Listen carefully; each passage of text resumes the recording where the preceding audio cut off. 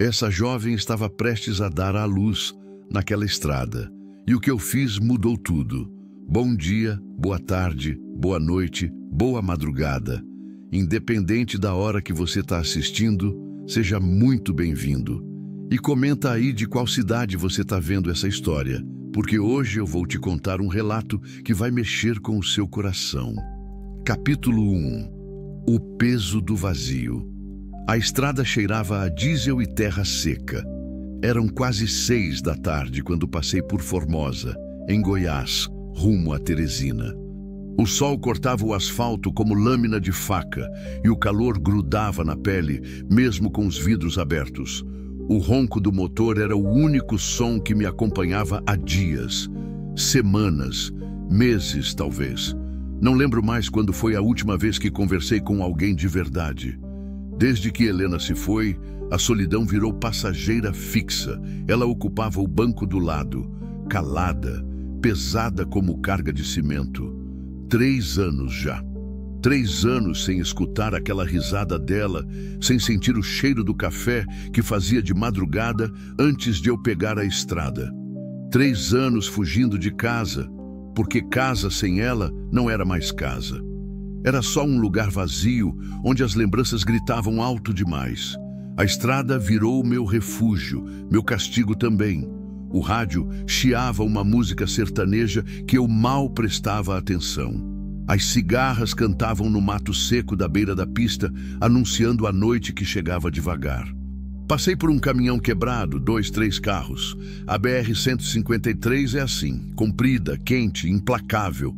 Ela engole gente, sonho, lágrima. E segue. Acendi um cigarro.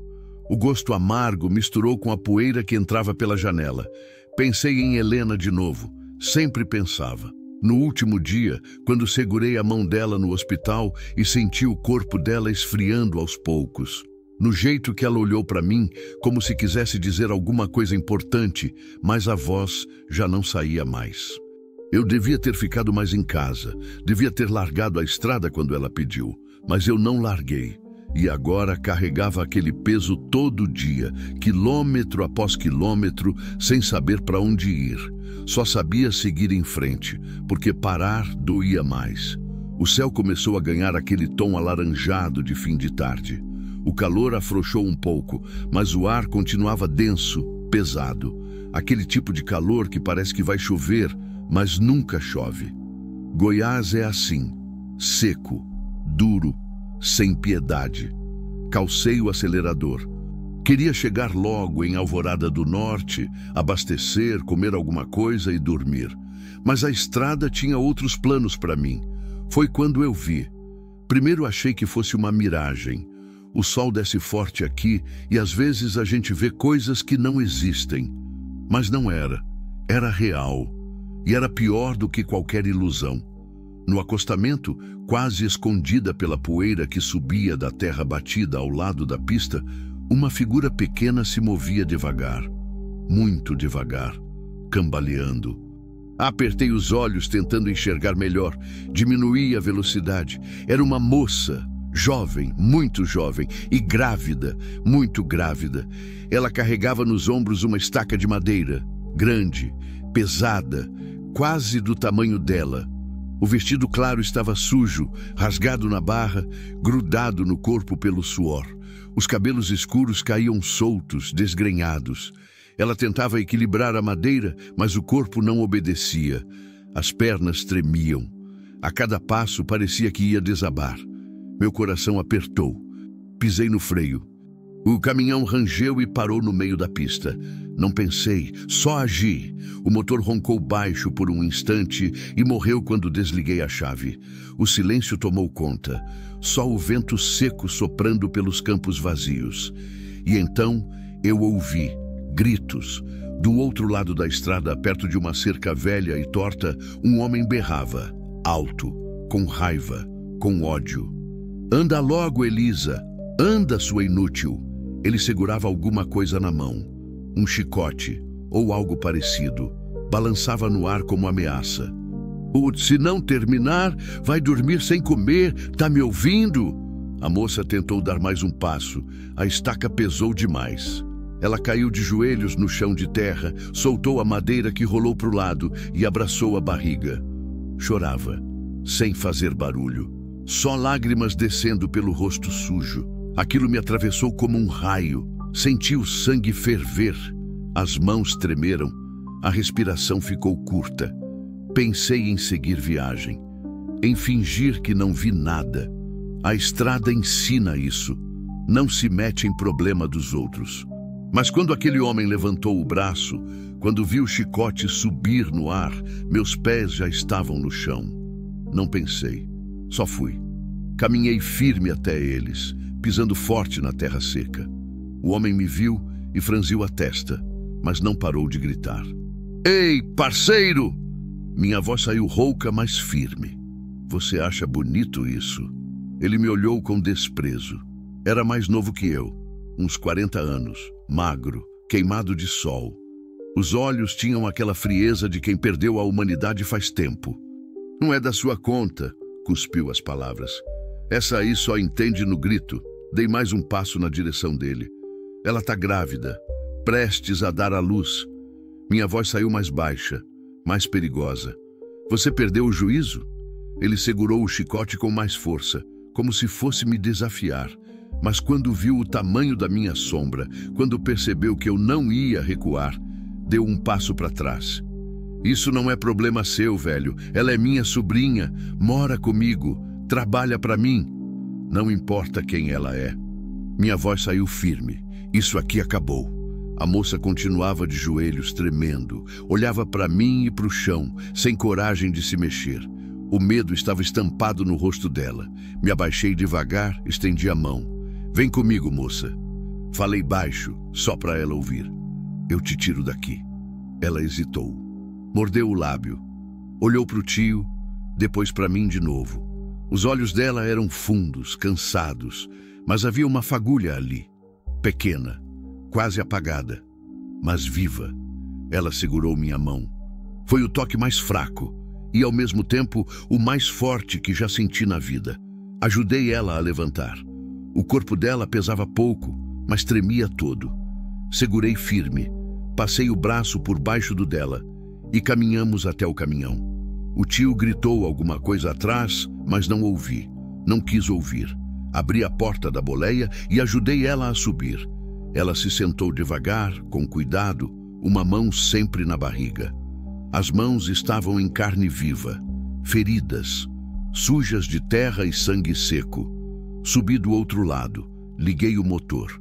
O ronco encheu o silêncio. Olhei pelo retrovisor. O homem estava parado no meio do acostamento, pequeno, patético. Calcei fundo no acelerador. A poeira subiu atrás da gente e engoliu tudo. Seguimos sem olhar para trás. Durante alguns quilômetros, nenhum de nós falou nada. Só o motor roncando, só o vento entrando pela janela. Ela encostou a cabeça no vidro, os olhos fechados, respirando com dificuldade. Eu não sei seu nome, moço. A voz dela era um fio, fraca, cansada. Miguel Duarte. Respondi. E o seu? Elisa. Silêncio de novo, mas era um silêncio diferente agora. Menos vazio, menos pesado. Obrigada, ela sussurrou. Não respondi, não sabia o que dizer. Só continuei dirigindo, a estrada se abrindo à frente como uma promessa incerta. O sol finalmente desceu. A noite chegou devagar, trazendo o frio do cerrado. Olhei de lado para ela. Elisa dormia, a mão pousada na barriga, o rosto ainda tenso mesmo no sono. E pela primeira vez em 3 anos, senti que a solidão no banco do lado tinha companhia. Não sabia ainda, mas aquela noite ia mudar tudo. Capítulo 2. Palavras no silêncio. A noite caiu de vez. O farol do caminhão cortava a escuridão da BR-153 como uma lança de luz. Não tinha mais nada na estrada, só nós dois, o asfalto negro e o céu cheio de estrelas que brilhavam com aquela intensidade que só existe longe das cidades. Elisa continuava encostada na janela, quieta. Respirava fundo de vez em quando, como se cada respiração custasse esforço. A barriga subia e descia. Eu tentava não olhar muito, mas era impossível não notar. Ela estava no limite. Qualquer um via. Passei por Alvorada do Norte sem parar. Não queria arriscar. Não sabia se aquele homem tinha amigos, se ia atrás da gente. Melhor seguir. Melhor colocar distância. Mas a cada quilômetro que passava, a preocupação aumentava. E se ela precisasse de hospital? E se o bebê resolvesse nascer ali, no meio do nada? Apertei o volante com força. Moça! Chamei baixinho, tentando não assustar. Você tá bem? Ela abriu os olhos devagar, virou o rosto para mim. Mesmo no escuro da boleia, dava para ver o cansaço estampado naquele rosto jovem. Jovem demais para carregar tanto peso. Tô sim. A voz dela saiu fraca, mas ela tentou sorrir. Não conseguiu. Quando é que o bebê vai nascer? Ela passou a mão na barriga, carinhosa. Qualquer hora dessas. Pausa. Talvez hoje, talvez amanhã. Não sei. Senti o coração apertar. Você já foi no médico? Ela baixou a cabeça. Não, meu tio não deixava. Dizia que médico era desperdício de dinheiro. A raiva voltou a ferver dentro de mim, mas engoli. Não ia adiantar nada ficar com raiva agora. O que importava era cuidar dela, cuidar daquele bebê que ia chegar. A gente precisa achar um hospital. Falei firme. Você não pode ter esse bebê no meio da estrada. Ela me olhou e nos olhos dela vi medo, mas também gratidão. Obrigada, seu Miguel. De verdade, eu achei que ia morrer ali. Não respondi. Não sabia o que dizer. Só continuei dirigindo, os olhos fixos na estrada. O silêncio voltou a preencher a boleia, mas era diferente agora. Não era mais aquele silêncio pesado, sufocante, que me acompanhava desde que Helena partiu. Era um silêncio mais leve, um silêncio de companhia. Depois de uns 20 minutos, ela falou de novo. Posso te perguntar uma coisa? Pode. Por que você parou? A voz dela era curiosa, mas também desconfiada. A maioria das pessoas teria seguido em frente. Fiquei pensando. Era uma boa pergunta. Por que eu parei? Não sei. Respondi honesto. Acho que eu não conseguia fingir que não vi. Mas você não me conhece. Não sabe nada sobre mim. Não preciso conhecer para saber que aquilo estava errado. Ela ficou quieta por um tempo, processando. Depois suspirou. Tem gente que vê e não faz nada. A voz dela tremia. Tem gente que sabia o que meu tio fazia comigo, com outras meninas também, mas ninguém nunca fez nada. Senti um nó na garganta. Outras meninas, ela assentiu devagar. Ele pega meninas que não têm para onde ir. Promete casa, comida, trabalho, mas depois a voz falhou. Depois vira outra coisa. A gente vira escrava, trabalha de sol a sol, sem descanso, sem comida direito. E se a gente reclama, não precisou terminar a frase. Eu entendi. E você? Perguntei. Como você foi parar com ele? Elisa respirou fundo, como se estivesse juntando coragem para contar. Minha mãe morreu quando eu tinha 12 anos. Meu pai não quis ficar comigo, disse que eu era peso demais, me mandou para casa do meu tio. Ela limpou uma lágrima que escorreu. No começo, ele era legal, me tratava bem, mas quando eu fiz 15 anos, tudo mudou. Ele começou a me obrigar a trabalhar na roça, a fazer tudo sozinha. E quando eu completei 17, a voz dela sumiu. Não precisou continuar. Eu entendi tudo. O bebê... Comecei, mas ela interrompeu. Não é dele, disse rápido, firme. Nunca foi. O pai era um rapaz que passava pela região. A gente se gostou. Ficamos juntos algumas vezes. Mas quando ele descobriu que eu estava grávida, sumiu. Nunca mais voltou.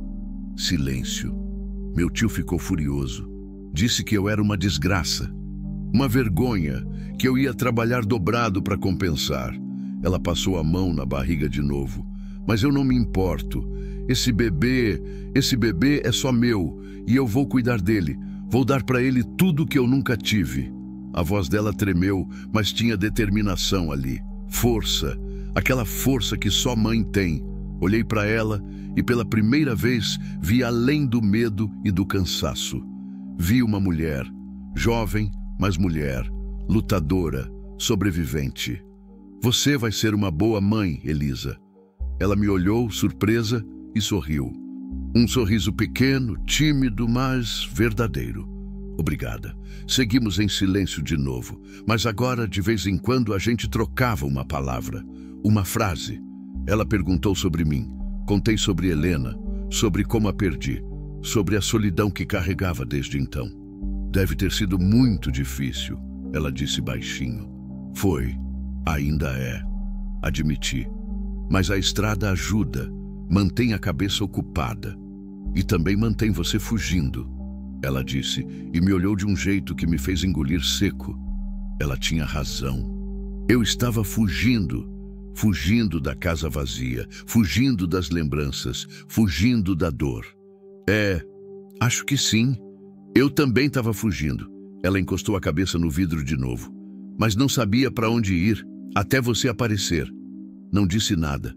Só continuei dirigindo. A lua cheia iluminava a estrada, prateada e silenciosa.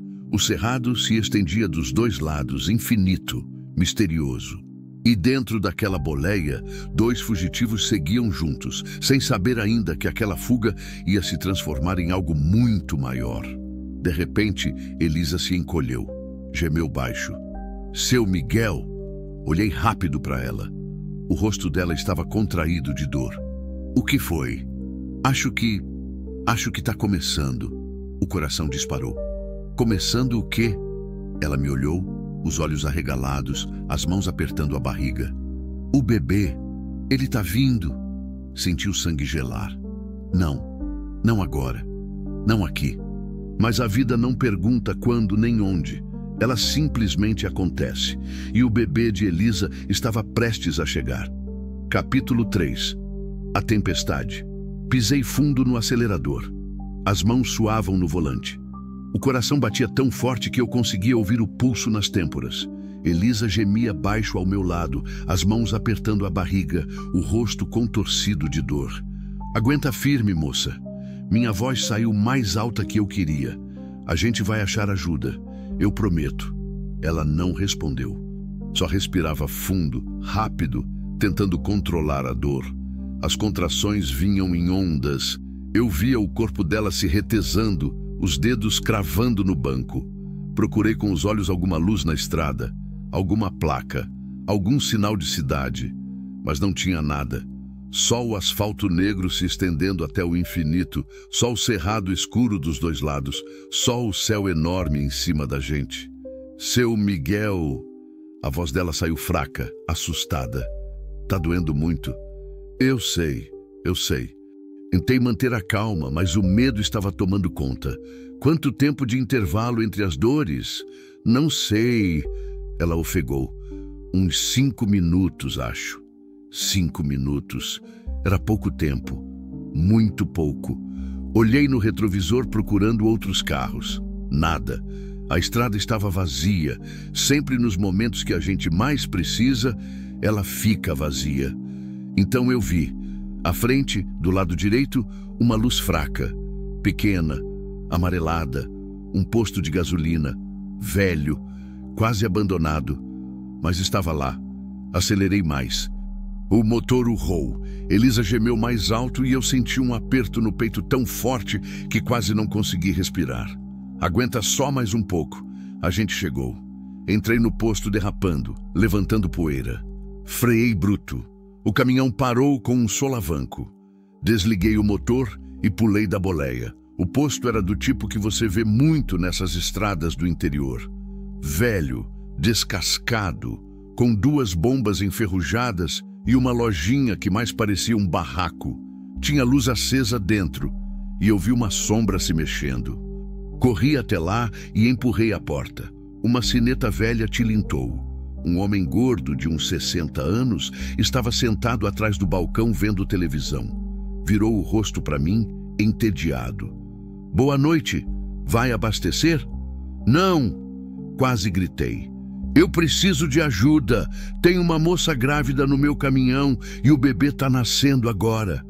O homem arregalou os olhos e se levantou num pulo. O quê? Nascendo? Agora. A gente precisa de toalhas, água quente, qualquer coisa. Ele ficou parado uns segundos processando. Então correu para os fundos. Zilda, Zilda, vem aqui. Uma mulher apareceu, pequena, de cabelos brancos presos num coque. Ela viu meu desespero e entendeu na hora. Onde ela tá? No caminhão. Ela não perdeu tempo. Pegou uma sacola, começou a encher de toalhas, panos, uma garrafa térmica. Leva ela lá para trás. Tem um quartinho que eu uso para descansar. É simples, mas é limpo. Não dá tempo. Minha voz tremeu. Ela tá mal. A mulher me olhou firme. Então a gente faz no caminhão mesmo. Vem. Corremos até a boleia.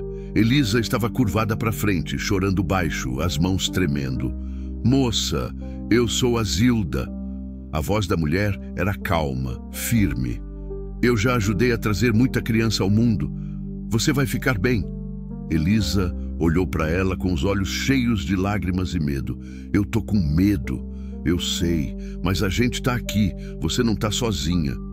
Zilda subiu na boleia com uma agilidade que eu não esperava para a idade dela. Começou a organizar as toalhas, a água, tudo com movimentos rápidos e precisos. Seu Miguel, você vai ter que ajudar. Ela me olhou. Segura a mão dela. Deixa ela apertar quanto quiser. Subi do outro lado. Peguei a mão de Elisa. Ela apertou forte, tão forte que meus dedos estalaram. As contrações ficaram mais rápidas, mais intensas. Elisa gritava e cada grito era uma facada no meu peito. Zilda trabalhava rápido, dando instruções, acalmando, fazendo o que tinha que ser feito. Respira fundo, menina. Isso. Agora empurra. Empurra com tudo. Elisa empurrou, gritou, chorou. Não consigo, não consigo. Consegue sim. Zilda era firme. Vamos lá. Mais uma vez. Olhei para Elisa. O rosto dela estava vermelho, molhado de suor e lágrimas.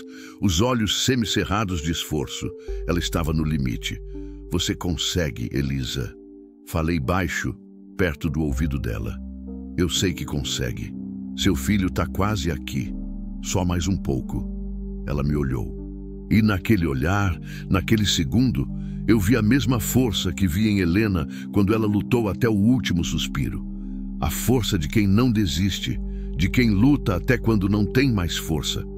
Elisa respirou fundo e empurrou. O grito dela rasgou a noite. E então, silêncio. Por um segundo que pareceu uma eternidade, tudo ficou em suspensão. E aí eu ouvi um choro, pequeno, agudo, frágil. O choro mais bonito que já escutei na vida. É um menino, Zilda anunciou sorrindo. Dá um menino lindo. Ela envolveu o bebê numa toalha limpa e colocou no colo de Elisa. A menina olhou para baixo, para os olhinhos fechados do filho, para a boquinha que chorava e desatou a chorar também. Mas agora era choro de alívio, de alegria, de amor. Oi, meu amor, ela sussurrou, a voz embargada. Oi, meu filho, mamãe tá aqui. Senti os olhos arderem. Tentei segurar, mas não consegui. As lágrimas desceram, quentes, libertadoras. Tinha sido tanto tempo desde que chorei. Tanto tempo desde que senti alguma coisa além de vazio. Mas ali, naquele caminhão velho, naquele posto esquecido no meio da BR-153, eu senti vida, vida pura, crua, verdadeira. Zilda me deu um tapinha no ombro. Você foi muito corajoso, seu Miguel. Balancei a cabeça, ainda sem palavras. Elisa me olhou, os olhos brilhando. Obrigada, ela sussurrou. Obrigada por tudo. Você salvou a gente. Eu não salvei ninguém, quis dizer. Mas as palavras não saíram. Só consegui ficar ali, olhando para ela e para o bebê, sentindo algo que eu achei que nunca mais ia sentir. Esperança. O marido de Zilda apareceu com mais cobertores e uma garrafa de água. Zilda cuidou de Elisa e do bebê com carinho de avó. Limpou, arrumou, Deixou os dois confortáveis. Vocês vão passar a noite aqui. Ela disse firme. Amanhã a gente vê o que faz, mas hoje vocês descansam. Tentei agradecer, mas ela não deixou. A gente faz o que tem que ser feito, assim como você fez. Sentamos em silêncio por um tempo. O bebê dormia no colo de Elisa. Ela acariciava a cabecinha dele, o rosto tranquilo pela primeira vez desde que a conheci. Eu vou dar um nome para ele. Ela disse baixinho, quase para si mesma. Que nome?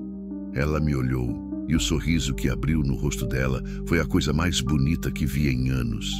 Miguel, igual a você. Meu coração parou. Elisa, você não precisa... Eu quero. Ela interrompeu. Se não fosse você, eu e ele não estaríamos aqui. Você é o anjo que Deus colocou no nosso caminho.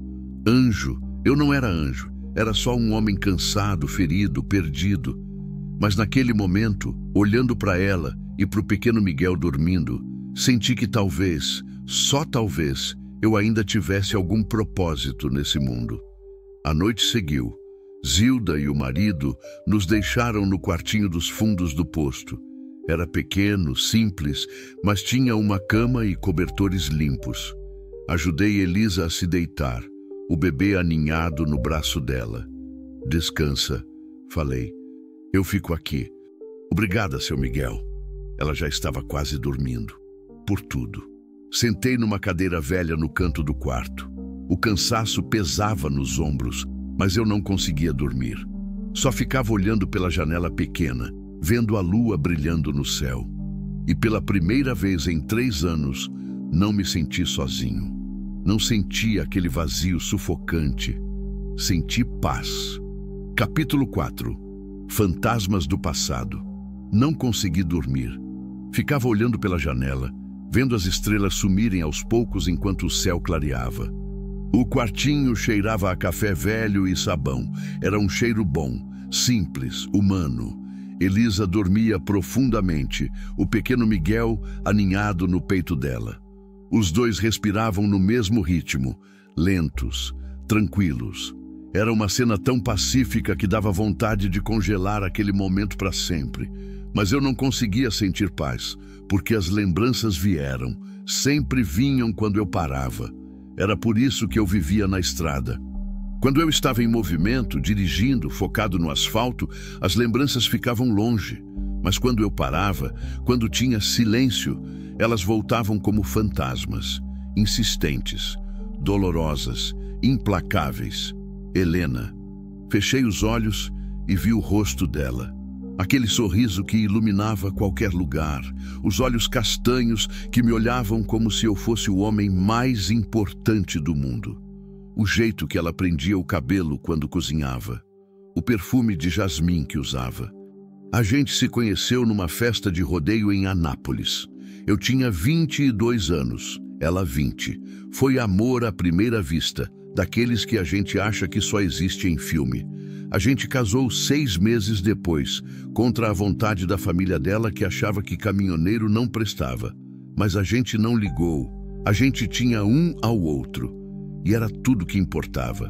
Os primeiros anos foram bons, muito bons. Eu trabalhava na estrada, mas sempre voltava para casa. Sempre. Helena me esperava com a mesa posta, com aquele sorriso, com aquele abraço que fazia tudo valer a pena. Mas o tempo foi passando. As viagens foram ficando mais longas. O dinheiro era melhor quando eu aceitava as cargas mais distantes. Então, eu aceitava. Semanas fora, meses às vezes. Helena reclamava, mas eu sempre dizia que era temporário, que era para juntar dinheiro, para comprar uma casa melhor, para ter uma vida melhor. Mentira.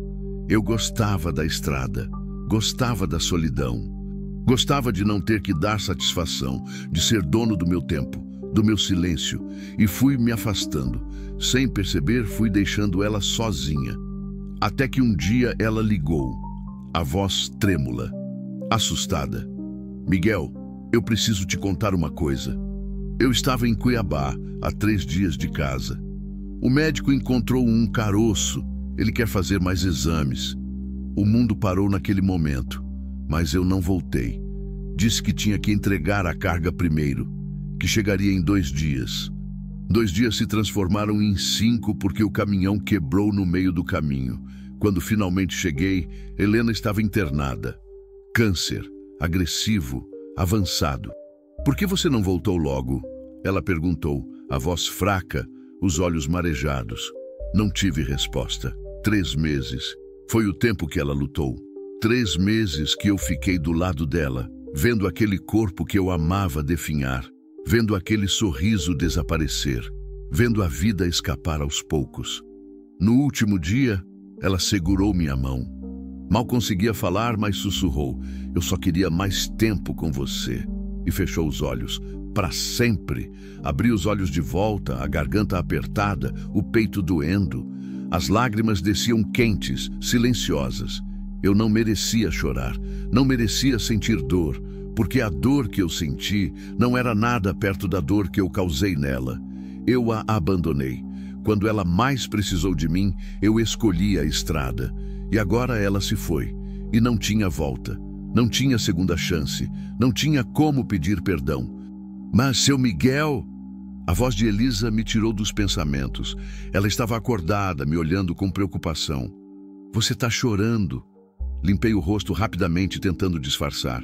Não é nada, só cansaço. Ela não acreditou. Vi nos olhos dela, mas não insistiu. Só ficou me olhando em silêncio, o bebê ainda dormindo no colo dela. Quer falar sobre ela? Perguntou baixinho. Não respondi logo. Ficamos em silêncio por um tempo. Depois, sem saber por quê, comecei a falar. Contei tudo sobre Helena. Sobre como nos conhecemos, sobre como fui me afastando, sobre a doença, sobre o fim. Elisa só escutava em silêncio, sem me interromper. Quando terminei, me senti vazio, mas era um vazio diferente, mais leve. Você se culpa por isso, ela disse. Não era pergunta, era afirmação. Eu mereço me culpar. Talvez. Ela ajeitou o bebê no colo. Mas se culpar não vai trazer ela de volta e não vai mudar o que aconteceu. Eu sei, mas eu não consigo parar. Toda vez que fecho os olhos, eu vejo ela. Eu ouço a voz dela e dói. Elisa ficou quieta por um momento. Depois falou, a voz suave. Minha mãe morreu quando eu era criança. Ela teve pneumonia e a gente não tinha dinheiro para médico. Ela foi piorando, até que um dia não acordou mais. Ela olhou para a janela. Por anos eu me culpei. Achava que se eu tivesse rezado mais, se eu tivesse sido uma filha melhor, Deus teria salvado ela. E como você parou de se culpar? Não parei. Ela me olhou. A culpa ainda está aqui. Mas eu aprendi a viver com ela. Aprendi que a gente não pode mudar o passado, só pode escolher o que fazer com o presente. As palavras dela ecoaram dentro de mim, simples, verdadeiras, mas tão difíceis de aceitar. Helena não ia querer te ver assim, Elisa continuou. Ela ia querer que você vivesse, que você fosse feliz, que você encontrasse paz. Como você sabe? Porque é o que toda pessoa que ama quer para quem ficou. Olhei para ela, tão jovem, mas tão sábia. A vida tinha sido dura com ela, mas não tinha conseguido quebrar aquela força que brilhava por dentro. Obrigado, Elisa, ela sorriu. Obrigado você, seu Miguel. Se não fosse você, eu e meu filho estaríamos mortos agora. Você salvou a gente, e eu acho que, de alguma forma, a gente está salvando você também. Não disse nada, mas sabia que ela tinha razão. O bebê começou a choramingar. Elisa o aconchegou mais perto, começou a amamentá-lo. A cena era tão íntima, tão bonita, que tive que desviar o olhar. Levantei, espreguicei o corpo cansado. Vou sair um pouco, deixar vocês descansarem. Tá tudo bem? Tá, só preciso de ar. Saí do quartinho. O sol já estava nascendo, pintando o céu de laranja e rosa. O posto estava quieto. Zilda e o marido ainda não tinham acordado. Caminhei até o caminhão. Apoiei as mãos no capô quente. A estrada se estendia à frente, vazia, infinita, sempre esteve ali, sempre me esperando. Mas pela primeira vez, eu não sentia vontade de fugir. Sentia vontade de ficar. Puxei do bolso a foto amassada que carregava sempre. Helena, sorrindo, numa tarde de domingo qualquer. Guardava aquela foto como lembrança, como castigo também. Olhei para a foto por um longo tempo. Memorizei cada detalhe daquele rosto, daquele sorriso. Depois beijei a foto e sussurrei: "Me perdoa, amor. Me perdoa por não ter ficado, mas eu vou tentar viver de novo.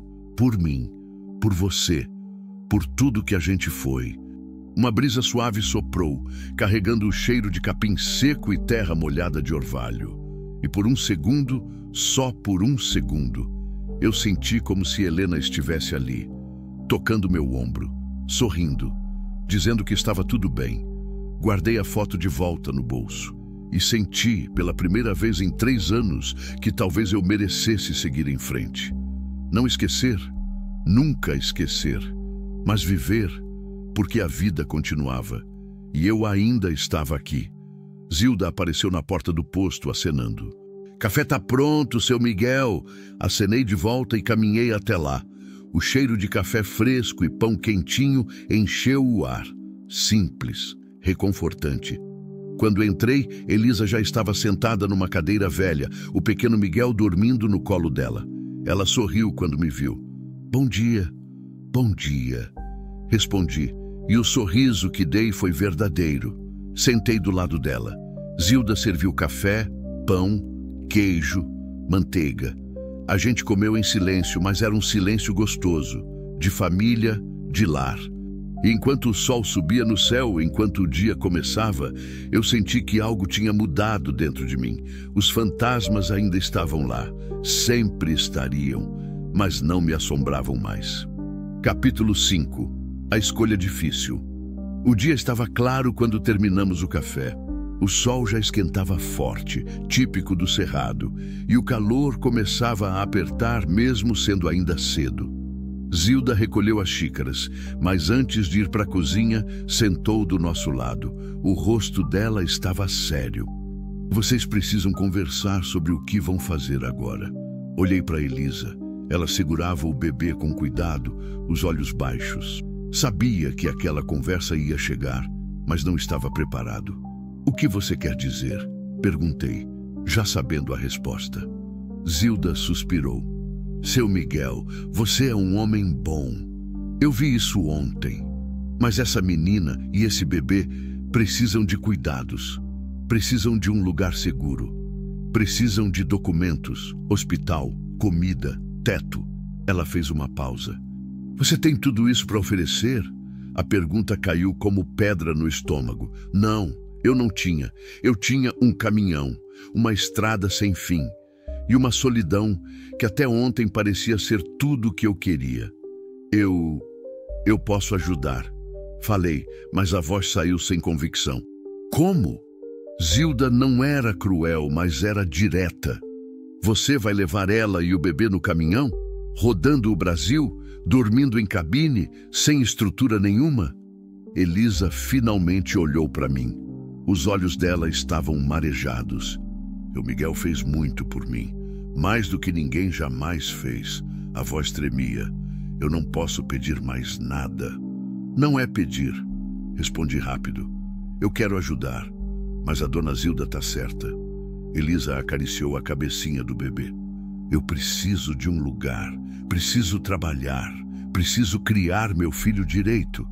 Zilda se inclinou para frente. "Eu tenho uma proposta." Olhou para Elisa. "Aqui no posto, eu e meu marido não damos mais conta de tudo. A gente está velho, cansado. Se você quiser, pode ficar aqui, ajudar a gente. Em troca, você tem teto, comida e um lugar seguro para o seu filho crescer." Elisa arregalou os olhos. "A senhora fala sério?" "Falo." Zilda sorriu. "A gente nunca teve filhos. Essa casa é grande, vazia, e você parece ser uma menina trabalhadora." Eu juro que sou." Elisa estava quase chorando. "Eu faço qualquer coisa. Limpo, cozinho, cuido do posto, o que for preciso." Então tá combinado. Elisa se levantou e abraçou Zilda, chorando. O bebê ficou espremido entre as duas, mas não acordou. Obrigada, obrigada. Era tudo o que ela conseguia dizer. Eu fiquei sentado, olhando a cena. Devia estar feliz, aliviado. Elisa tinha encontrado um lugar, um lar. Estava tudo resolvido. Mas por dentro, eu sentia um vazio crescendo, porque sabia o que aquilo significava. Eu tinha que ir embora. Tinha que voltar para a estrada.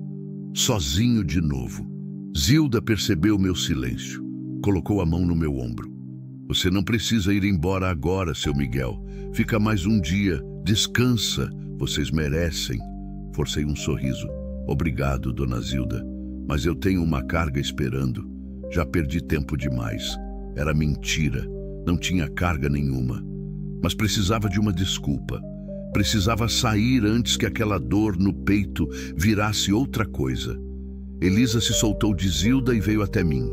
O bebê ainda dormia nos braços dela. Você vai embora? Tenho que ir. Agora? Assenti. Não confiava na minha voz. Os olhos dela encheram de lágrimas de novo. Eu não sei como agradecer tudo que você fez. Não sei nem se existe palavras para isso. Não precisa agradecer. Falei baixo. Você e o pequeno Miguel merecem uma vida boa. E aqui, com Dona Zilda, vocês vão ter isso. Mas e você? A pergunta me pegou desprevenido. Eu vou ficar bem? Vai mesmo?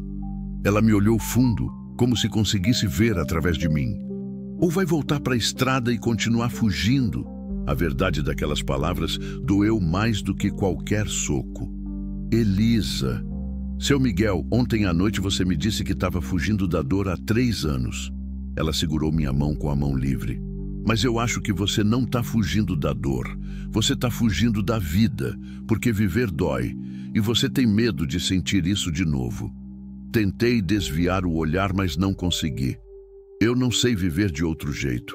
Então aprende. A voz dela era firme, mas gentil. Mas sua esposa não ia querer te ver assim. Sozinho, perdido, vazio. Fechei os olhos. Respirei fundo. Ela tinha razão.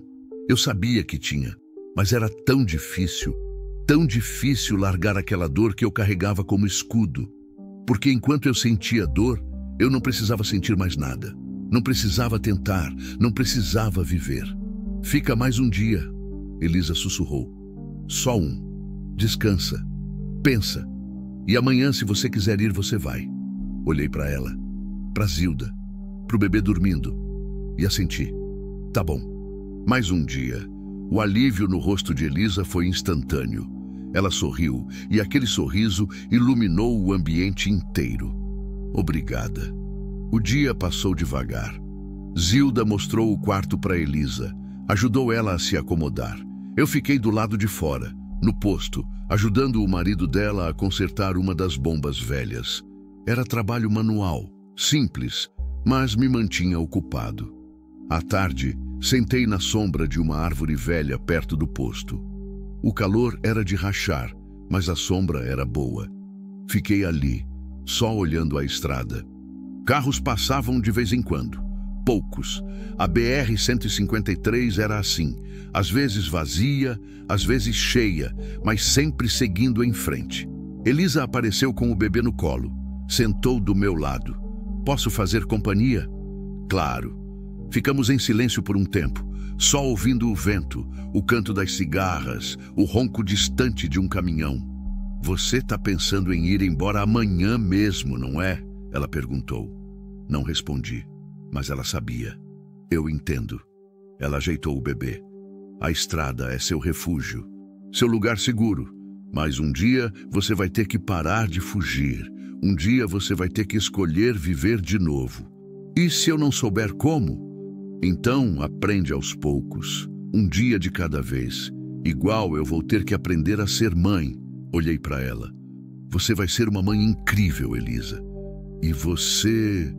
Ela me olhou de volta. Você ainda pode ser feliz, seu Miguel. Eu sei que pode. Quis acreditar. Quis sentir que aquilo era possível. Mas a dor ainda era grande demais. O medo, ainda era forte demais. Ficamos sentados até o sol começar a descer. O céu ganhou tons de vermelho e laranja, e o calor finalmente deu uma trégua. Quando escureceu, entramos.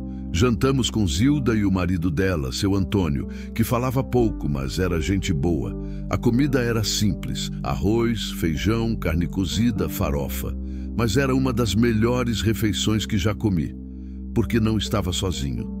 Depois do jantar, ajudei a limpar a mesa. Zilda insistiu que eu ficasse no quartinho de novo, mas eu disse que ia dormir no caminhão. Era onde eu me sentia mais confortável. Antes de sair, Elisa me parou. Seu Miguel? Sim, obrigada. Por tudo. Pela vida do meu filho. Pela minha vida também. Eu que agradeço, Elisa. Por me lembrar que ainda existe bondade no mundo. Ela sorriu. Depois, antes que eu pudesse reagir, me abraçou. Foi um abraço apertado, verdadeiro. O bebê ficou espremido entre a gente de novo, mas não se importou. Quando me soltou, ela sussurrou: "Você merece ser feliz, não esquece disso." Não respondi, só acenei e saí. Subi no caminhão, deitei na cabine, olhando para o teto escuro. O silêncio era total, mas não era mais aquele silêncio sufocante de antes. Era diferente, mais leve. Puxei a foto de Helena do bolso. Olhei para ela sob a luz fraca da lua que entrava pela janela. "O que eu faço, amor?" sussurrei. "Eu volto para a estrada? Ou eu fico e tento viver de novo?" Obviamente, ela não respondeu. Mas eu senti como se soubesse a resposta. Guardei a foto, fechei os olhos. E pela primeira vez em muito tempo, dormi sem pesadelos. Quando acordei, o sol já estava alto. Pulei da cabine, esfreguei os olhos. Zilda estava no posto, atendendo um cliente. Acenou quando me viu. Entrei. Tomei café. Conversei com seu Antônio sobre a estrada, sobre a vida. Ele era homem de poucas palavras, mas cada palavra tinha peso. Elisa apareceu mais tarde, o bebê acordado e chorando baixinho. Ela parecia cansada, mas feliz. Ele mamou a noite toda. Ela sorriu, exausta. Eu não dormi quase nada. Bem-vindo à maternidade. Zilda riu. Fiquei ali, vendo aquela cena, aquela sensação de lar, de família, e pela primeira vez me perguntei: e se eu não fosse embora? E se eu ficasse?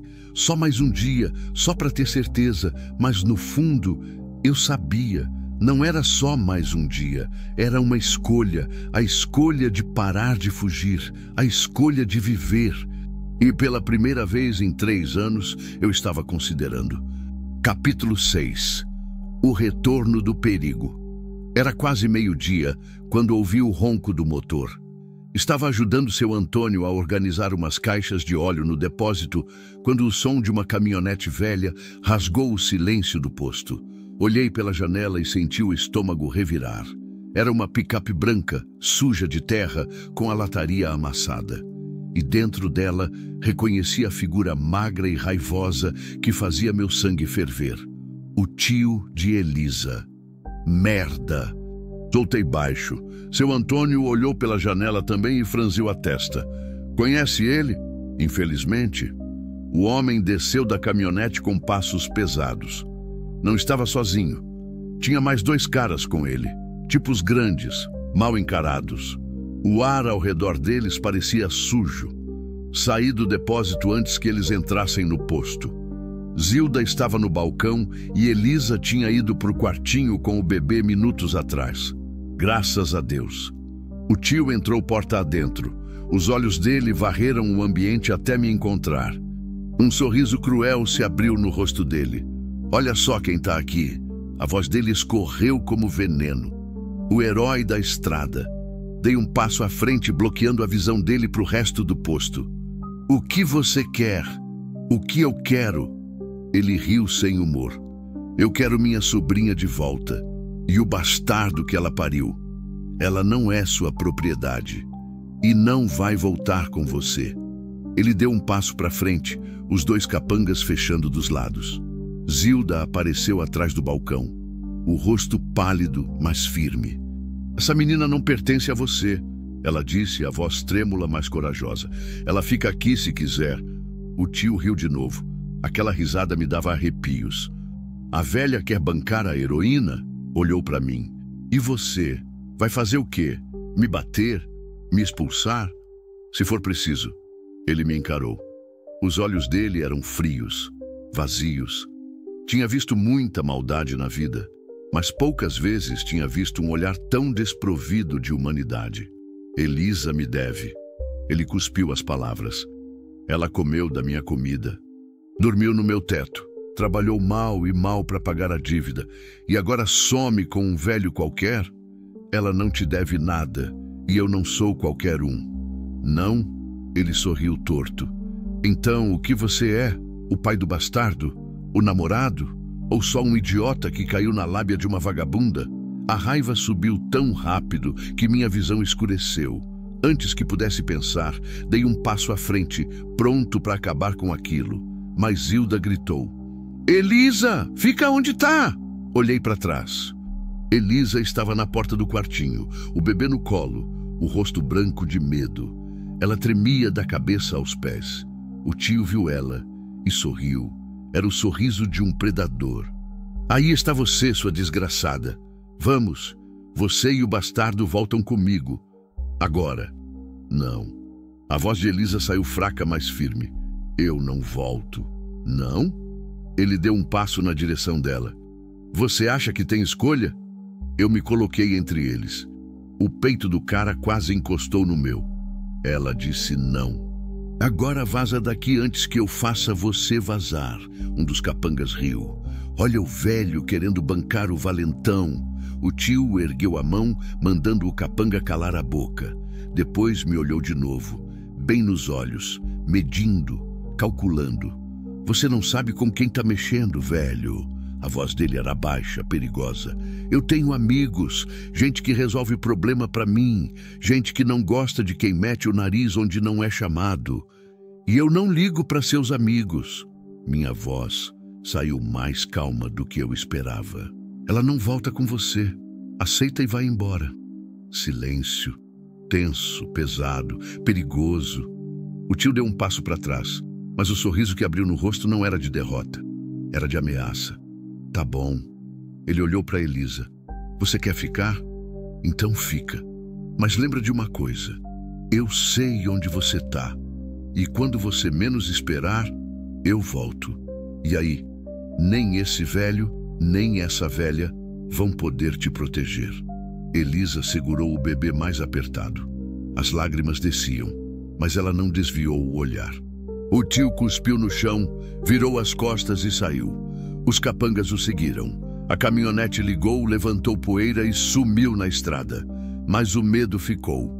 Zilda correu até Elisa, abraçou ela e o bebê. Elisa chorava baixo, o corpo todo tremendo. Ele vai voltar, ela sussurrou. Eu sei que vai. Não vai. Zilda tentava acalmar, mas a própria voz dela tremia. A gente não deixa. Olhei pela janela. A estrada estava vazia de novo, mas sabia que aquilo não tinha acabado. Homens como aquele não desistem fácil. Seu Antônio apareceu com uma espingarda velha na mão. Eu vou ficar de olho. Ele disse, sério. Se ele voltar, não vai ser bem-vindo. Mas arma velha e coragem não iam ser suficientes. Eu sabia disso. E pelo jeito que Elisa me olhava, ela também sabia.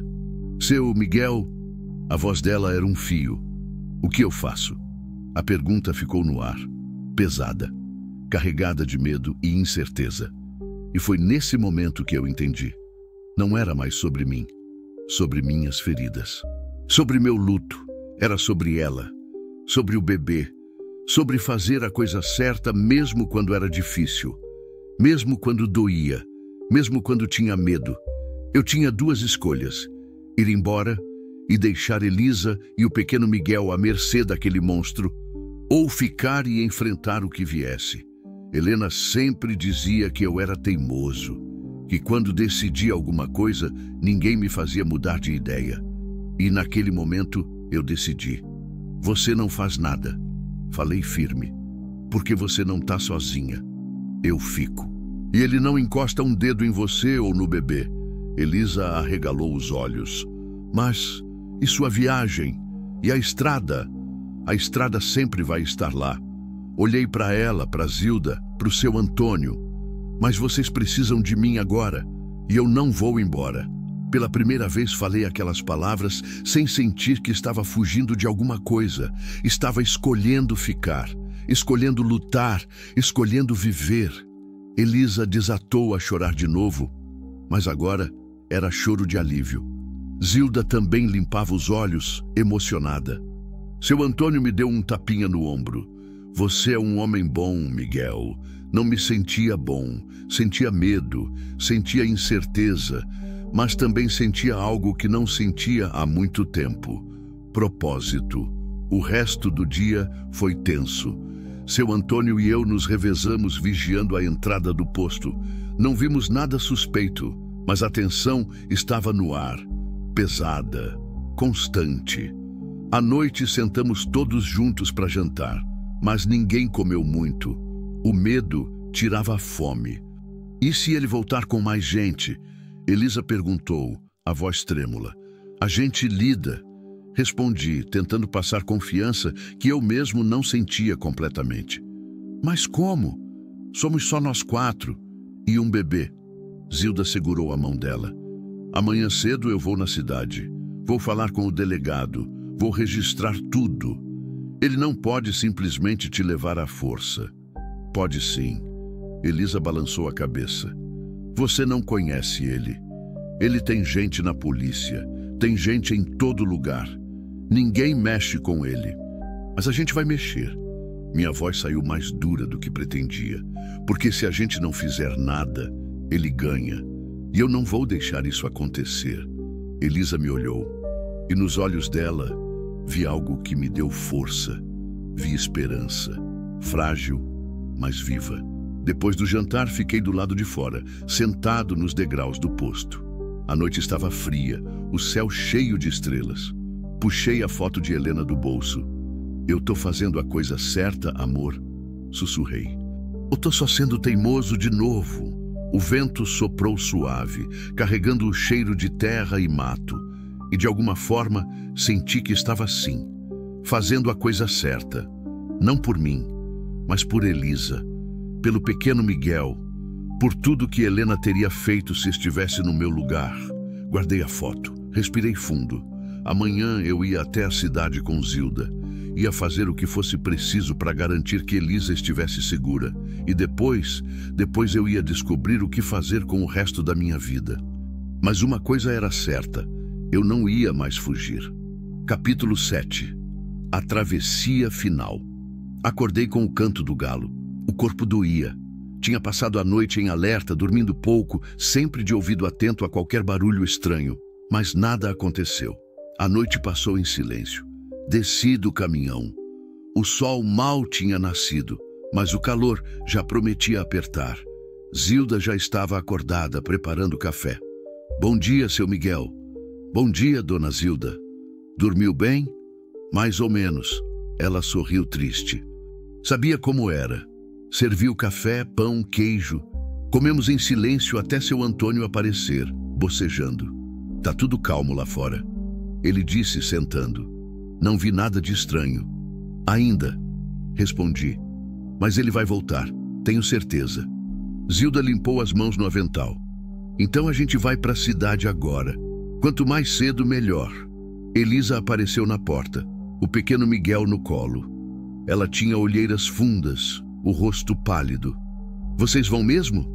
Vamos. Zilda foi até ela. E você fica aqui com o Antônio. Tranca as portas, não abre para ninguém. A gente volta logo. E se ele aparecer enquanto vocês não estão aqui? Seu Antônio pegou a espingarda velha. Aí ele vai ter que lidar comigo. E eu não vou perguntar 2 vezes. Tentei passar confiança, mas via o medo nos olhos de Elisa. Era um medo profundo, do tipo que marcava a alma. A gente volta rápido, falei. Prometo. Ela assentiu, mas não parecia convencida. Zilda e eu subimos na caminhonete velha dela. O motor custou a pegar, mas depois de algumas tentativas roncou. Saímos do posto, a estrada se abrindo à frente. A cidade mais próxima era Alvorada do Norte, uns 40 minutos de estrada. Zilda dirigia devagar, as mãos firmes no volante, o olhar fixo. Obrigada por ficar, seu Miguel. Ela disse depois de um tempo. Eu sei que não era sua obrigação. Não é questão de obrigação. É questão de fazer o certo. Ela sorriu. Helena teria orgulho de você.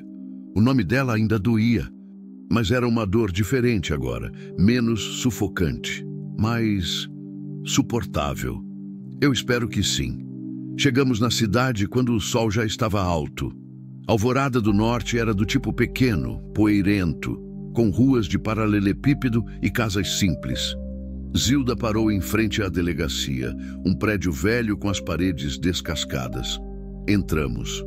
Um policial jovem estava atrás de uma mesa, entediado. Bom dia, posso ajudar? A gente precisa falar com o delegado.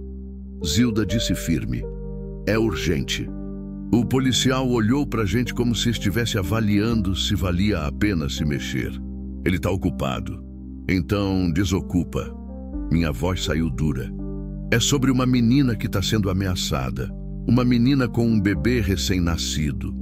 O policial suspirou, se levantou e foi até uma porta nos fundos. Voltou 1 minuto depois. Pode entrar. O delegado era um homem gordo, de uns 50 anos, com bigode grosso e olhar cansado. Apontou para as cadeiras na frente da mesa dele. Sentem. O que está acontecendo? Contamos tudo. Sobre Elisa, sobre o tio, sobre as ameaças, sobre o medo. O delegado escutou em silêncio, os dedos tamborilando na mesa. Quando terminamos, ele suspirou. E vocês têm provas disso? Provas? Zilda franziu a testa. A menina tem marcas no corpo, as mãos em carne viva. Ela foi obrigada a trabalhar como escrava. Eu entendo, dona, mas sem provas concretas, não tem muito o que eu possa fazer. Ele abriu as mãos. Vou mandar uma viatura passar lá no posto de vez em quando, mas só isso. Senti o sangue ferver. Então você vai esperar ele fazer alguma coisa antes de agir? Não é assim que funciona, senhor. Eu preciso de base legal para agir. Queixa formal, testemunhas, provas. A testemunha é a própria Elisa e a palavra dela contra a dele. O delegado balançou a cabeça. Eu sei que parece injusto, mas é o que eu posso fazer agora.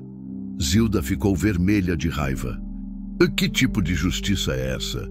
A única que a gente tem, dona. Saímos da delegacia com as mãos vazias. Zilda estava furiosa. Inútil! Ela bateu o pé. Ele não vai fazer nada. Eu sei. Respirei fundo. Mas a gente faz. Como? A gente protege ela. A gente fica de olho. E se aquele desgraçado aparecer de novo, a gente resolve do nosso jeito.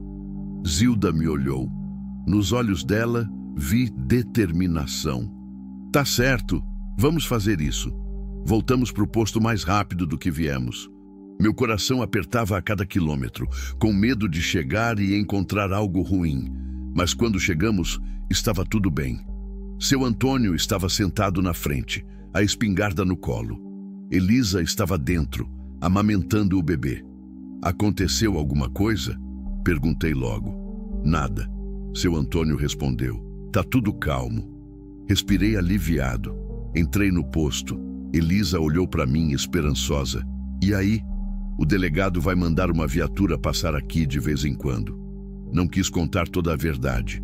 Mas a gente não vai depender só disso. A gente fica de olho. Ela assentiu, mas vi a decepção nos olhos dela. Sabia que não era o suficiente, mas era tudo que a gente tinha. Os dias seguintes foram tensos. Eu e seu Antônio nos revezávamos vigiando. Dormíamos pouco, sempre em alerta, mas nada acontecia. Nenhum sinal do tio, nenhuma ameaça. Era como se ele tivesse desistido. Mas eu não acreditava nisso. Depois de uma semana, as coisas começaram a se acalmar. A vida no posto ganhou uma rotina. Elisa ajudava Zilda com a limpeza, com a cozinha. O pequeno Miguel crescia rápido, ganhando peso, ficando mais forte. E eu comecei a me sentir em casa. Uma manhã estava sentado na sombra da árvore quando Elisa apareceu com o bebê. Posso sentar? Claro. Ela sentou do meu lado, o pequeno Miguel dormindo nos braços dela. Faz uma semana que ele não aparece. Ela disse baixinho. Eu sei. Você acha que ele desistiu? Não sei. Fui honesto. Mas a gente não pode baixar a guarda. Ela ficou quieta por um momento. Depois falou. Seu Miguel, eu queria te agradecer por tudo, por ter ficado, por não ter me abandonado. Você não precisa agradecer. Preciso sim. Ela me olhou. Você podia ter ido embora, podia ter voltado para sua vida na estrada, mas você ficou. Por mim, pelo meu filho. Não soube o que dizer. Só fiquei olhando para o horizonte, para a estrada que se estendia ao longe. Eu passei 3 anos fugindo. Comecei a falar, quase sem querer. Fugindo da dor. Fugindo das lembranças. Fugindo de viver. Mas você me mostrou que a gente não pode ficar fugindo para sempre. Uma hora a gente tem que parar, tem que enfrentar, tem que escolher viver de novo. E você escolheu? Olhei para ela, para o bebê, para o posto atrás de nós, para Zilda e seu Antônio. Acho que sim. Ela sorriu, aquele sorriso que iluminava tudo. Então a gente se salvou, seu Miguel. Você salvou a gente e a gente salvou você. Senti um nó na garganta, mas era bom. Era verdadeiro. O pequeno Miguel acordou, choramingando. Elisa começou a embalá-lo, cantarolando baixinho. E ali, naquela cena simples, eu vi tudo que tinha perdido e tudo que tinha encontrado. Família, propósito, vida. Helena sempre dizia que Deus trabalhava de formas misteriosas. Eu nunca acreditei muito nisso, mas agora, vendo Elisa e o bebê, vendo o lugar que eu tinha encontrado, eu comecei a acreditar. Talvez tudo tenha um propósito. Talvez eu tenha encontrado Elisa naquela estrada por um motivo. Talvez eu estivesse exatamente onde precisava estar. De repente, ouvi o ronco de um motor. Levantei rápido. Era a mesma caminhonete branca. E dessa vez, tinha mais gente. Elisa, entra! Gritei. Agora! Ela viu a caminhonete e ficou branca. Correu para dentro com o bebê. Eu corri atrás, meu coração disparado. Seu Antônio já estava de pé, a espingarda na mão. Zilda trancou as portas. A caminhonete parou. O tio desceu. E com ele 4 homens, todos armados. Merda! Sussurrei. O tio caminhou até a porta do posto. Bateu forte. Elisa, eu sei que você está aí dentro. Sai agora ou a gente arruma um jeito de te tirar. Ninguém respondeu. Ele bateu de novo, mais forte. Eu avisei que ia voltar. E agora eu trouxe reforço. Sai agora, ou a gente quebra essa porta. Olhei para Zilda, para o seu Antônio, para Elisa segurando o bebê, tremendo, e tomei a decisão. Abri a porta. O tio sorriu quando me viu. Olha só, o herói de novo. Você não leva ela. Minha voz era firme, mas o medo estava lá. Não hoje, não nunca. Ele riu. E quem vai me impedir? Você? Se for preciso. Um dos capangas deu um passo à frente, mas o tio ergueu a mão, parando ele. Sabe o que eu acho engraçado, velho? Ele me olhou com desprezo. Você acha que é herói, acha que está salvando ela, mas você não passa de um idiota que está se metendo onde não é chamado. Ela não quer ir com você. Respeita isso. Ela não tem escolha. Ela é minha sobrinha. E vai fazer o que eu mandar. Não! A voz de Elisa veio de dentro. Ela apareceu na porta, o bebê no colo. Eu não vou. O tio a olhou com raiva. Você vai sim, mesmo que eu tenha que te arrastar. Então você vai ter que me matar. Ela ergueu o queixo. Porque eu não volto para aquele inferno, nunca mais. O tio ficou vermelho de raiva, deu um passo à frente. E foi quando seu Antônio engatilhou a espingarda. Dá mais um passo e eu atiro. O tio parou. Os capangas também. Todos olharam para a espingarda velha na mão do velho.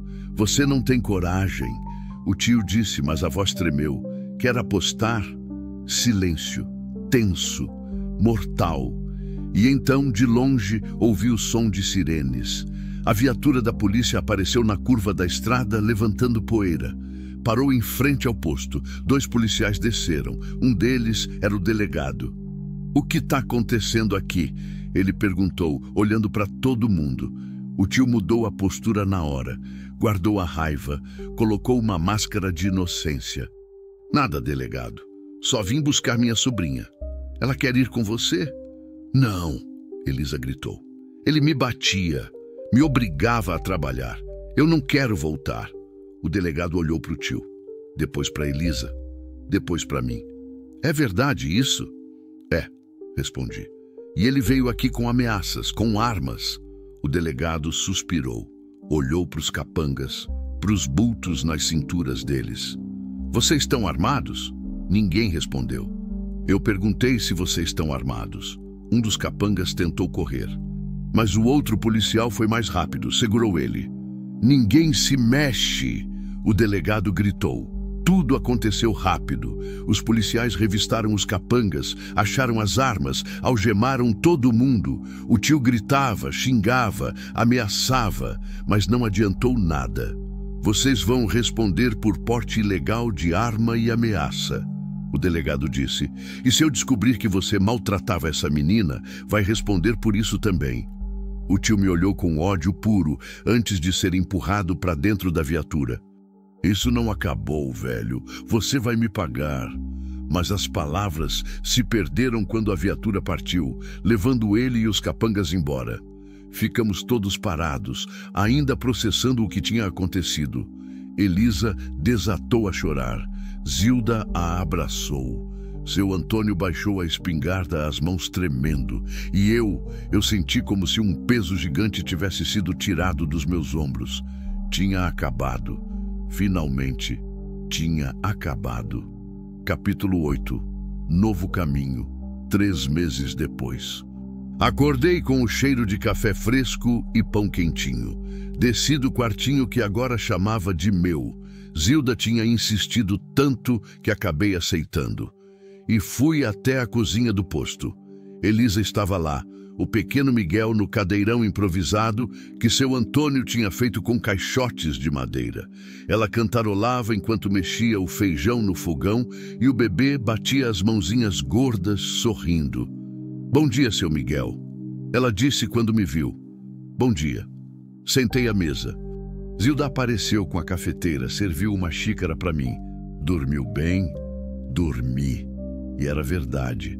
Nos últimos meses tinha dormido melhor do que nos últimos 3 anos. Sem pesadelos, sem acordar no meio da noite sufocando. Só sono. Profundo. Reparador. Seu Antônio entrou limpando as mãos num pano velho. O caminhão de combustível acabou de passar. Tanques cheios de novo. "Ótimo." Zilda sorriu. "O movimento está aumentando. Desde que reformamos as bombas, mais gente para aqui." Era verdade.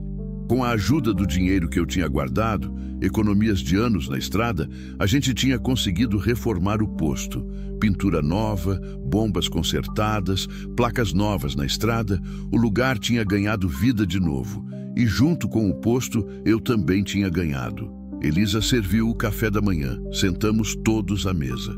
Zilda, seu Antônio, Elisa, o pequeno Miguel e eu. Uma família improvável, mas família do mesmo jeito. Depois do café, fui ajudar seu Antônio com as bombas. Ele me ensinava tudo. Como verificar o óleo, como conferir os pneus, como conversar com os clientes. Trabalho simples, honesto, muito diferente da solidão da cabine de um caminhão. No meio da manhã, uma família parou para abastecer. O pai, cansado da viagem. A mãe, tentando acalmar 2 filhos pequenos. Conversei com eles, recomendei um lugar para comer mais à frente, dei dicas sobre a estrada.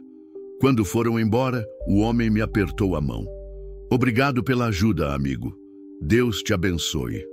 Fiquei parado, olhando eles irem embora, e senti algo quente no peito, algo que demorei a reconhecer. Satisfação. À tarde, sentei na sombra da árvore. Tinha virado meu lugar preferido. Elisa apareceu com o pequeno Miguel. Ele estava maior agora, os olhinhos curiosos, as bochechas rechonchudas. Ele está querendo conhecer o mundo. Ela sorriu. Não para quieto, igual a mãe dele, imagino.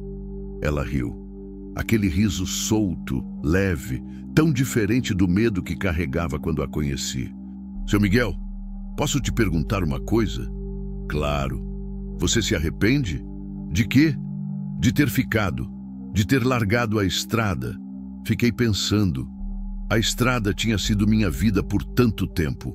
Minha fuga, meu refúgio. Largar ela tinha sido uma das coisas mais difíceis que já fiz. Mas olhei para Elisa, para o pequeno Miguel, para o posto atrás de nós, para a vida que tinha construído nesses 3 meses. Não, respondi honesto. Não me arrependo nem um pouco. Ela sorriu, os olhos brilhando. Você é um homem bom, seu Miguel. Espero que um dia você acredite nisso. Não disse nada, mas pela primeira vez eu estava começando a acreditar. O pequeno Miguel começou a choramingar. Elisa o embalou, cantarolando baixinho. E eu fiquei ali, só observando, pensando em como a vida era estranha, como 3 meses atrás eu estava perdido, vazio, morto por dentro. E agora eu estava vivo. À noite, depois do jantar, saí para dar uma volta. A lua cheia iluminava a estrada, prateada e silenciosa. Caminhei até o ponto exato onde tinha encontrado Elisa pela primeira vez. O acostamento estava vazio agora, nenhuma moça carregando estacas, nenhum grito, nenhum desespero, só a estrada e a paz.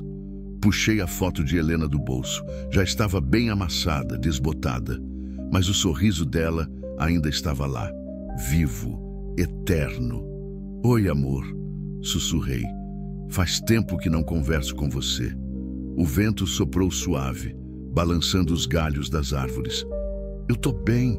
Pela primeira vez em muito tempo, eu tô realmente bem. Senti os olhos arderem. Encontrei um lugar, pessoas, uma razão para acordar todo dia. E eu sei que você ia gostar deles. Olhei para o céu, procurando alguma estrela especial, algum sinal. Eu sinto sua falta, todos os dias. Mas a dor tá menor agora. E eu acho que você ficaria feliz com isso. Limpei uma lágrima que desceu. Obrigado por ter sido minha companheira, meu amor, minha luz. E me perdoa por não ter ficado mais tempo com você quando podia. Guardei a foto de volta no bolso, mas dessa vez não senti culpa. Não senti aquele peso esmagador. Senti gratidão. Gratidão por ter tido Helena na minha vida. Gratidão por ter encontrado Elisa e o pequeno Miguel. Gratidão por ter tido coragem de parar de fugir. Voltei para o posto. Zilda estava sentada na varanda tricotando. Tudo bem, seu Miguel? Tudo. Sentei do lado dela. Só fui dar uma volta. Ela sorriu, sem tirar os olhos do tricô. Sabe, eu e o Antônio estávamos conversando. Começou. A gente não é mais jovem. E esse posto dá trabalho, muito trabalho. Eu sei, mas vocês dão conta. Por enquanto. Ela parou de tricotar e me olhou. Mas a gente estava pensando, se você quisesse, podia assumir o posto, virar sócio nosso, ou até comprar se preferir. Fiquei em silêncio, processando.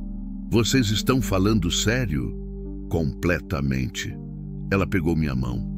Você trouxe vida para esse lugar, Miguel. Trouxe esperança. E a gente queria que você ficasse de verdade. Não só de passagem. Senti um aperto no peito. Mas era bom. Era certo. Eu não sei o que dizer. Não precisa dizer nada agora. Pensa. Conversa com seu coração. E quando decidir, a gente conversa. Ela voltou a tricotar. E eu fiquei ali, olhando para a estrada, para a lua, para a vida que estava se desenhando à minha frente. Pela primeira vez em 3 anos, eu conseguia ver um futuro.